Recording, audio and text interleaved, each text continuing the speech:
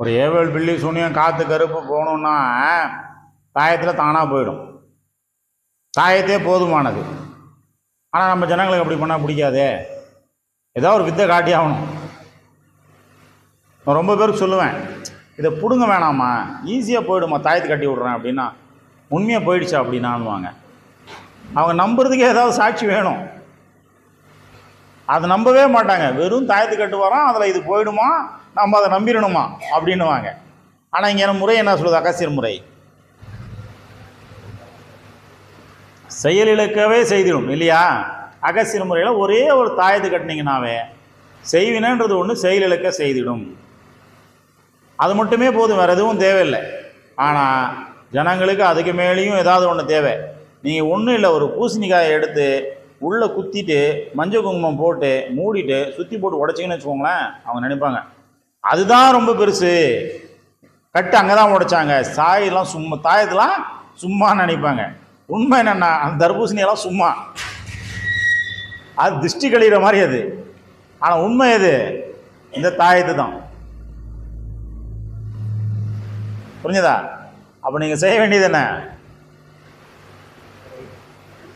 ஒரு தாயத்தை நீங்கள் கட்டுறீங்கன்னா எலுமிச்சை பழம் கட்டு உடைக்கலாம், பவர் உண்டு. தாயத்தை கட்டி விடலாம், அவ்வளோதான். இதே போதும்.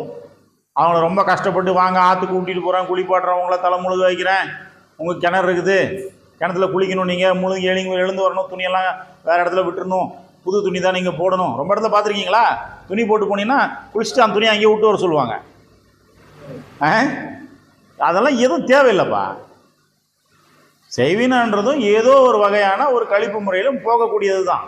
அது போகாது ஒன்றும் இல்லைல்ல, எல்லா முறையிலும் எல்லாம் போகிறது தானே. அப்படி இருக்கும்போது நாம் ஏன் அது போகிறதுக்கு தனியாக போய் நீ இதெல்லாம் பண்ண, இதெல்லாம் பண்ண தேவையில்லை.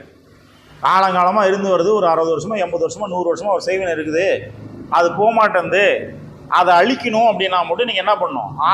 வித்து வேடனம் பண்ணணும். வித்து வேடனம் படிக்கிறதுக்கு எங்கே போகணும்? தேய்பிற சனிக்கிழமை அன்னைக்கு ஆற்றாங்கரையில் போய் உக்காந்திங்கன்னா சீக்கிரம் முடியும். அப்போ வேணால் அவங்களை கூப்பிட்டு போய் ஆற்றாங்கரையில் உட்கார வச்சு எல்லாம் பண்ணலாம். இல்லைங்க ஒரு தாயத்திலே போக வச்சிடுறேன்னா நீங்கள் எதுக்கு அந்த இதெல்லாம் பண்ணணும்? பண்ண தேவையில்லை, போயிடும். சொல்லு பார்த்தது.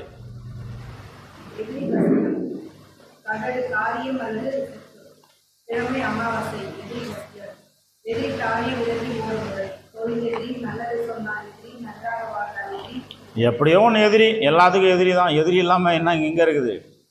எது பண்ணாலும் எதிரி தானே. இன்றைக்கி நல்லது பண்ணாலும் எதிரி தான், கெட்டது பண்ணாலும் எதிரி தான். யாருக்கும் எதிரி இல்லாமல் காமராஜருக்கு பாரதியாரை பற்றியே பேச ஆரம்பிச்சிட்டாங்க. பார்த்தீங்களா? பாரதியார் பண்ண தப்பு, அவர் சங்கி, அவர் தேச துரோகி, இதெல்லாம் பேச ஆரம்பிச்சிட்டாங்க. பார்த்தீங்களா? யார் பாரதியார்? நம்மளாம் ஒரு காலத்தில் எப்படி படித்தோம் பாரதியாரை பற்றி? எப்படி நான் கூசாமல் அந்த வார்த்தைகளை சொல்கிறாங்க இல்லையா? எது பண்ணாலும் தவறு தான். தவறு இல்லாமல் யாருக்கும் எல்லாத்துக்கும் எல்லா எதிரியும் உண்டு. சொல்லுங்கள்.